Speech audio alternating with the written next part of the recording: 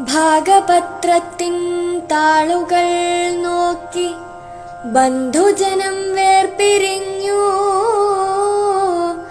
കർമ്മബന്ധത്തിൻ കണക്കുകൾ ചൊല്ലി എന്റെ കൂട്ടുകാരും വേർപിരിഞ്ഞു.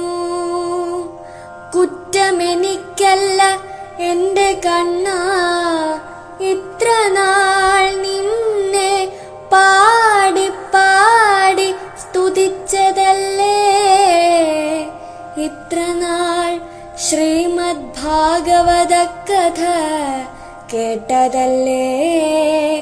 ഇതിൻ കുറ്റം കണ്ണനെന്നു ചൊന്നാൽ അതെൻ മനസ്സിന്റെ തെറ്റാണെങ്കിൽ ക്ഷമിച്ചിടണേ.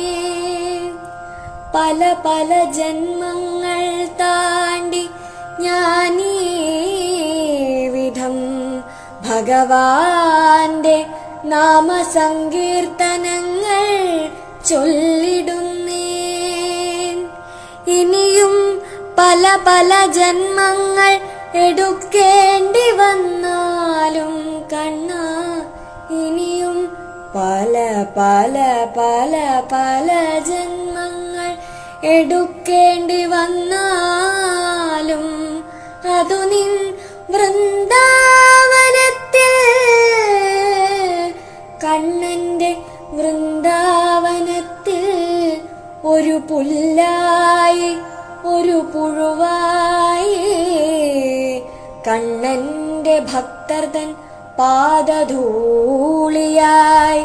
ജന്മമെടുക്കാൻ കഴിഞ്ഞാൽ സന്തോഷമായി അടിയന്റെ ജന്മം സഫലമായി.